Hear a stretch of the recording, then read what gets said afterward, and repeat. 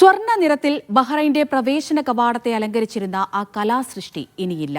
സന്ദർശകർക്ക് വിസ്മയ കാഴ്ചയൊരുക്കി സ്വീകരിച്ചിരുന്ന അൽ മുർത്തൈഷ ടൂറിസം വകുപ്പ് നീക്കം ചെയ്തു. മനാമയിൽ നിന്ന് ആ കഥ പറയുകയാണ് ഷഫി ഷാജഹാൻ. സന്ധ്യമയങ്ങുമ്പോൾ മനാമയിലെ ബാബുൽ ബഹ്റൈന ഇനി പഴയ ഭംഗിയുണ്ടാകില്ല. ഒരു പതിറ്റാണ്ടോളം മനാമയിലെ ബാബുൽ ബഹ്റൈന്റെ അടയാളമായിരുന്ന അൽ മുർത്തൈഷ ടൂറിസം വകുപ്പ് അധികൃതർ എടുത്തുമാറ്റിയിരിക്കുകയാണ്. ബാബുൽ ബഹ്റൈൻ എന്നാൽ ബഹ്റൈന്റെ പ്രവേശന കവാടം എന്നാണ് അർത്ഥം. ബഹ്റൈന്റെ ഹൃദയമാണിവിടം. രാജ്യത്തേക്ക് കടന്നുവരുന്ന സന്ദർശകരെ സ്വീകരിക്കാനായി സ്വർണം പൂശിയ ലോഹച്ചങ്ങലകളാൽ തീർത്ത പ്രശസ്തമായൊരു കലാസൃഷ്ടി ഉണ്ടായിരുന്നു. അതാണ് അൽ മുർത്തൈഷ. ഏകദേശം 20,000-ലധികം ചെങ്ങലക്കണ്ണികൾ ചേർത്ത് വെച്ച് നിർമ്മിച്ചതാണിത്. 7 മീറ്ററോളം ഉയരം. ഒറ്റനോട്ടത്തിൽ സ്വർണ്ണ നാണയങ്ങൾ ഇങ്ങനെ നിരനിരയായി തൂക്കിയിട്ടതുപോലെ തോന്നും. ബഹ്റൈന്റെ തനതായ ആഭരണകലയുടെ കൂടി പ്രതീകമായിട്ടാണ് ഈ ഇൻസ്റ്റലേഷൻ അറിയപ്പെട്ടിരുന്നത്. എന്നാൽ മനാമ സൂക്കിന്റെ ഏറ്റവും മനോഹരമായ കാഴ്ചകളിലൊന്ന് ഇനിയുണ്ടാകില്ല. സൂക്ക് വികസന പദ്ധതിയുടെ ഭാഗമായി ബഹ്റൈൻ ടൂറിസം വകുപ്പ് ബാബുൽ ബഹ്റൈന്റെ കവാടത്തിൽ സ്ഥാപിച്ചിരുന്ന അൽ മുർത്തൈഷ നീക്കം ചെയ്തിരിക്കുകയാണ്. തീർച്ചയായിട്ടും ഒരുപാട് ടൂറിസ്റ്റുകാർ വന്നിട്ട് അവിടെ ഫോട്ടോയിൽ എടുക്കലുണ്ടായിരുന്നു. ഇത് ഒരുപാട് കാലം ഉണ്ടായത് കൊണ്ട് കസ്റ്റമർക്ക് ഒരു ആകർഷണമായിരുന്നു. ബാൽബറിന്റെ ഒരു മുദ്രയായിരുന്നു അത്. അതിപ്പോൾ എടുത്തു കഴിഞ്ഞത് ഇപ്പം ഒരു പഴയ ഇതിൽ ലുക്കില്ല. ചിലപ്പം അവർ പുതിയ വെക്കുമായിരിക്കും. അതിനെപ്പറ്റി നമുക്ക് കൂടുതൽ അറിയില്ല. അതൊക്കെ എടുത്ത ടൂറിസം വകുപ്പിന്റെ ഇതാണ്. മനാമ സൂക്കിന്റെ പ്രധാന ആകർഷണമായിരുന്ന അൽ മുർത്തൈഷ എടുത്തുമാറ്റിയതിൽ ഇവിടുത്തെ കച്ചവടക്കാർക്കും അല്പം പരിഭവമുണ്ട്.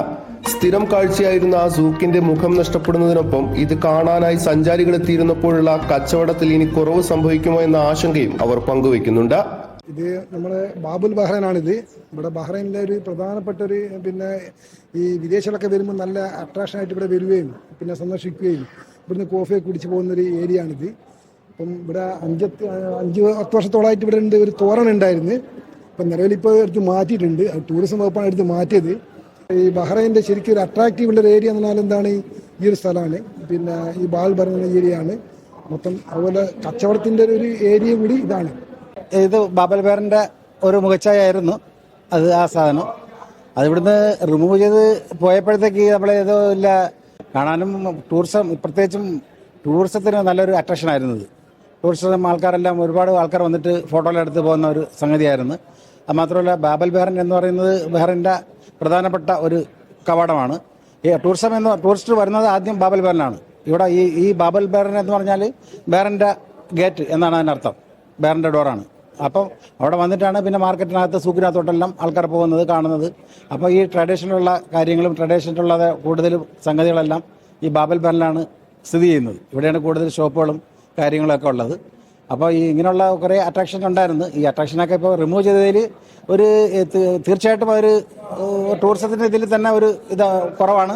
സൂക്കിന്റെ നവീകരണ വികസന പ്രവർത്തനങ്ങൾ പൂർത്തിയാകുന്നതോടെ പ്രദേശം പുതിയ രൂപത്തിൽ സഞ്ചാരികൾക്കായി തുറന്നു നൽകും. പുതിയ കലാസൃഷ്ടികളും ചിത്രപ്പണികളുമൊക്കെ ഇവിടെ സ്ഥാനം പിടിച്ചേക്കും. എങ്കിലും മനാമയുടെ ഹൃദയത്തിൽ സ്വർണ്ണ നിറത്തിൽ ഇടം പിടിച്ച അൽ മുർത്തൈഷയുടെ വിടവ് അങ്ങനെ തന്നെ ഉണ്ടാകും. Shafi Shajahan, media 1, Bahrain.